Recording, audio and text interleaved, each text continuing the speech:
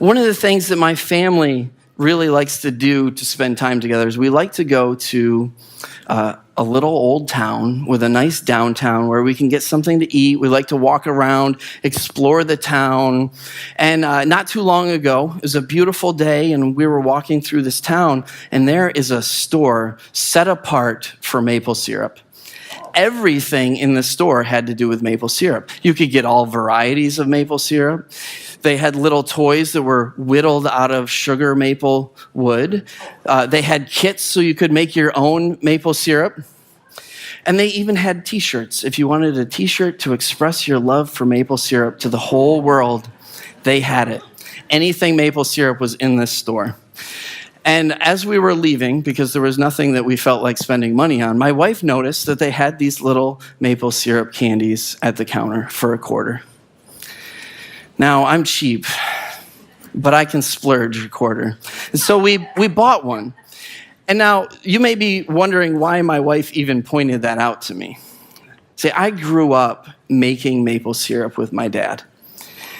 My dad, in the early spring, he would go out into the woods and he would tap the sugar maple trees, and we'd hang buckets on the taps, and we would collect the maple, the sap, and then we had this gigantic pan.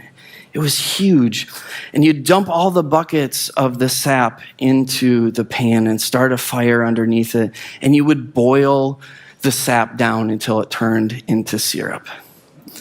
And I still remember this process.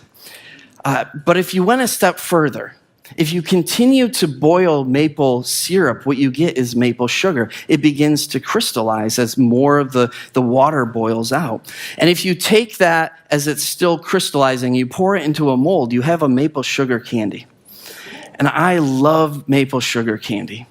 And as a kid, it was way more expensive and harder to find than other candies. Now, I love candy, and I will just eat through a whole bag of candy in one sitting. That's why I try not to even buy it.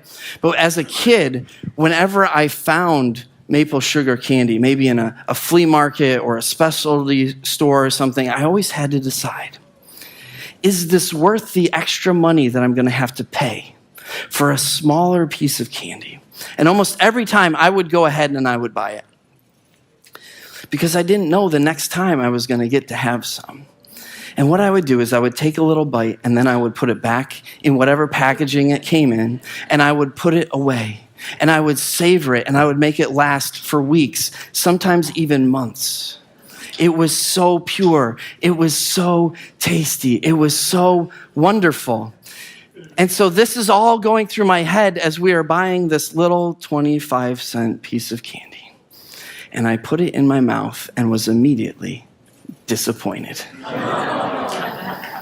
It was just regular sugar, or maybe a sugar derived from corn or some other source with a little bit of maple flavor in it. It was not the real thing. It was not pure. It was diluted at best. In my mind, it is a corrupt counterfeit. See, on the outside, it advertised itself as being maple sugar candy, but on the inside, in its actual essence, it was anything but that.